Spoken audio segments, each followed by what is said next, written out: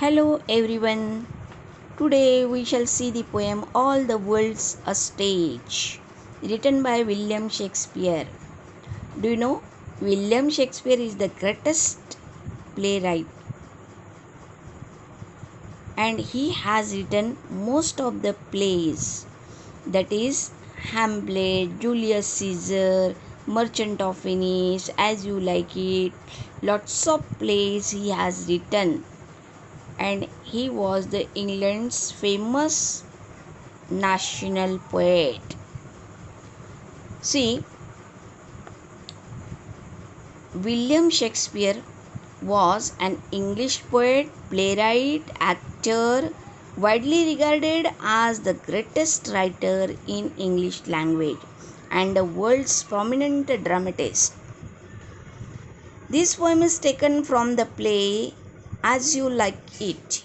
Here he compares the world to a stage where the drama of human life is enacted. See, line to line, we shall see in Hindi the meaning of this poem. All the world's a stage. All the world's a stage means पूरी दुनिया यह एक stage है. Theatre है, stage है. And all the men and women merely players. और सारे main and women क्या है? प्लेयर्स है, एक्टर्स है. जैसा एक सॉन्ग था, आपने सुना होगा, दुनिया एक नाटक है और इस नाटक में हम सब काम करते हैं. We are the actors. They have their exits and entrance. सभी को एग्जिस्ट है, इस तरह से एंट्रांस भी है. Exist means death and entrance means birth. सभी इस दुनिया में आते हैं और जो आया है उसको जाना ये डेफिनेट है. And one man in his time plays many parts.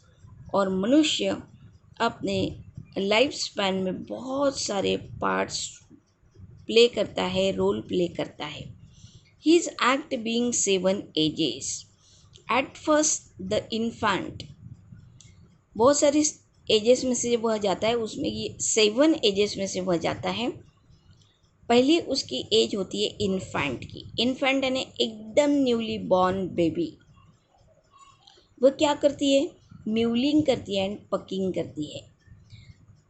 Packing vomiting करना, म्यूलिंग करना, यानी सब गंदगी जो है अपने बॉडी से बाहर डालती है नर्स के आर्म में, नर्स के हाथ पे, और फिर नर्स उसको साफ़ करने, क्लीन करने, नहलाने लेकर जाते हैं. आपको पता होगा.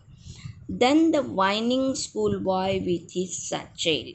फिर नेक्स्ट स्टेज आती है वाइनिंग स्कूल बॉय की, यानी जो ऑलवेज कंप्लेंट करते रहता है, ग्रम्बलिंग करते रहता है. वाइनिंग स्कूल बॉय कि स्कूल नहीं जाना है.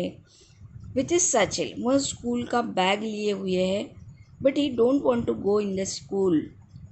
Always the children want to live, that small children, kids wants to live with their parents. And shining morning face. No doubt उस बच्चे का फेस बहुत ही शाइनिंग कर रहा है. बच्चों के चेहरे बहुत ही शाइन करते हैं, क्योंकि ऑलवेज चिल्ड्रन जो रहते हैं वो बहुत ही प्यारे होते हैं. creeping like a snail. At the time going to school, they creep like a snail. They don't want to go immediately. They never ready to go in a school. यानी वो नहीं जाना चाहते हैं, बट उन्हें जाना होता है. Unwillingly to school. अनविलिंगली, अब उनकी कोई इच्छा नहीं होती है स्कूल जाने की, बट वह जाते हैं. And then the lover. Third stage आती है लवर की. School time, school life over होने के बाद में कोई भी बच्चा अब एडल्ट के इसमें चेंज हो जाता है और वह लवर बनता है. Lover. Everyone's life this stage comes. Shining like a furnace. To take a long breath. He takes a long breath like a furnace. और कैसे होते हैं ये? गर्म खून होता है इनका. With a woeful ballad. और बहुत सैड सॉन्ग्स ये लोग गाते हैं. ये लोग means this stage comes in our life also, in everybody's life.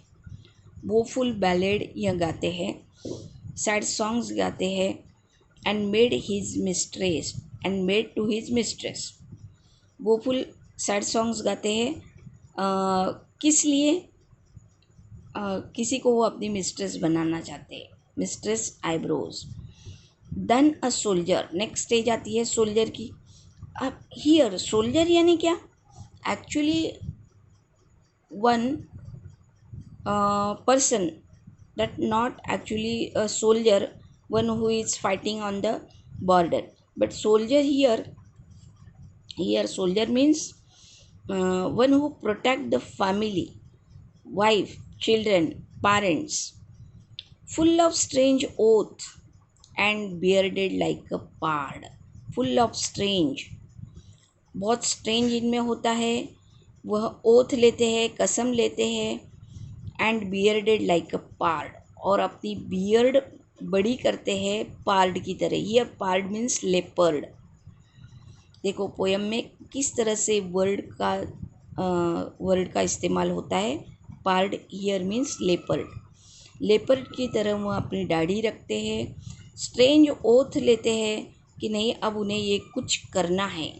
Jealous in honour, और सम्मान के लिए, कैसा हमें सम्मान मिलना चाहिए इसके लिए वो बहुत उतावले होते हैं। जेलस उनमें कैसे होती है, जैसे कि मान लो कहीं उनका अपमान हो रहा है तो वह सहन नहीं करते। Sudden and quick in quarrel, और लड़ने झगड़ने के लिए तैयार हो जाते हैं। मान लो कोई उनका अपमान करता है इस एज में, 4th एज में, तो वह लड़ते हैं, सामने वाले पर्सन से झगड़ते हैं या कुछ भी करने के लिए तैयार रहते हैं। सीकिंग द बबल रेपुटेशन, अपने रेपुटेशन को, अपने सम्मान को बचाने के लिए वह कुछ भी करते हैं। मीन्स अगर जॉब वगैरह रहा तो जॉब भी छोड़ने के लिए तैयार हो जाते हैं।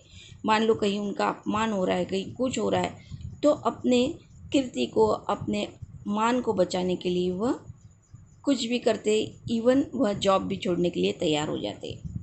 Even in cannons mouth, even in cannons mouth आगे दिया ही है, कोई भी डेंजर स्वीकारने के लिए, धोखा स्वीकारने के लिए वे तैयार रहते हैं।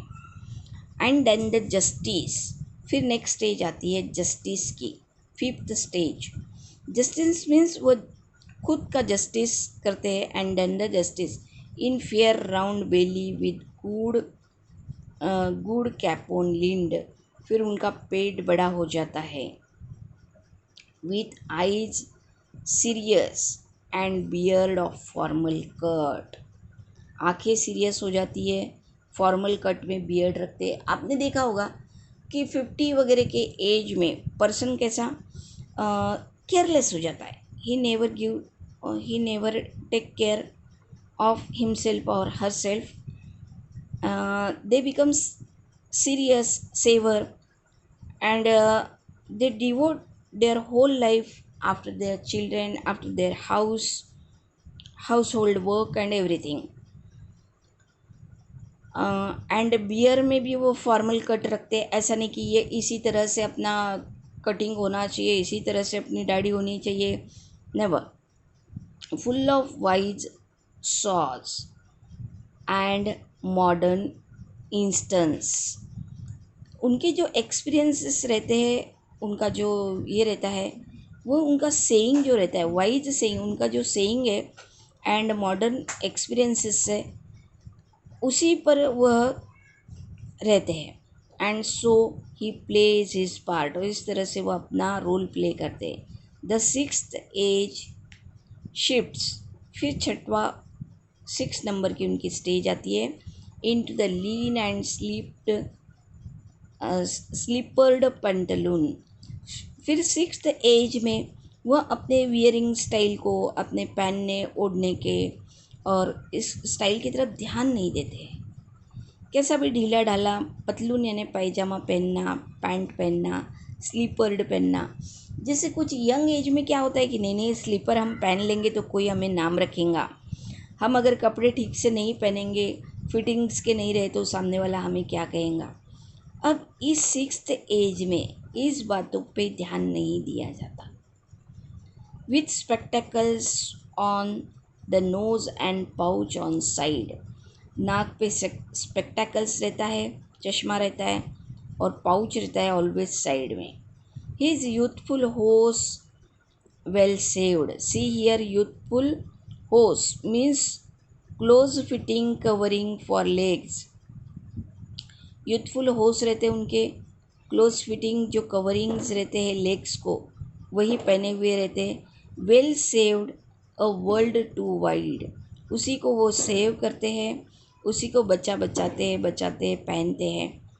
And world is too wide for his shrunk shank and his big manly voice. उनकी आवाज़ कैसी हो जाती है, श्रंक होती है, शैंक होती है।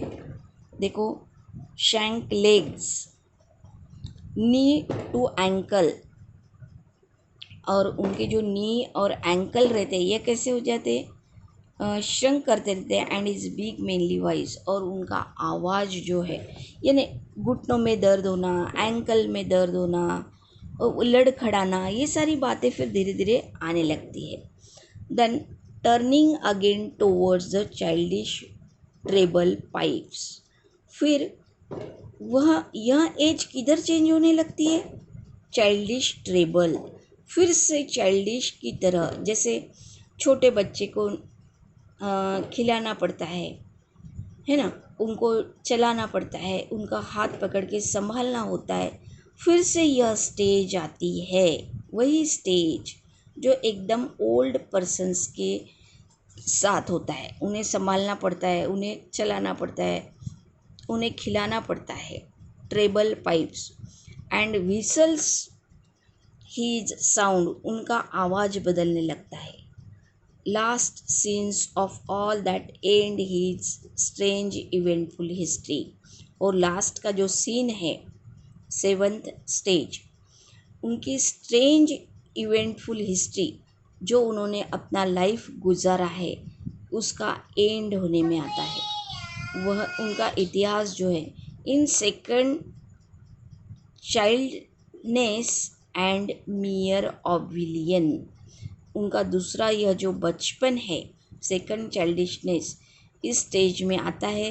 Then sans teeth, sans means without, फिर उन्हें दांत नहीं होते, उन्हें आँखें नहीं होती है, उन्हें टेस्ट समझ में नहीं आती है, और विदाउट एवरीथिंग वह अपना लाइफ का एंड करते हैं। हम सभी का होता है। इस तरह से 7 स्टेजेस विलियम शेक्सपियर ने हमें बताई है। इट इज़ रियली, यह रियलिटी है, वास्तविकता है। इसी तरह से ह्यूमन बीइंग्स का जो लाइफ स्पैन है, यह ख़त्म होता है धीरे धीरे।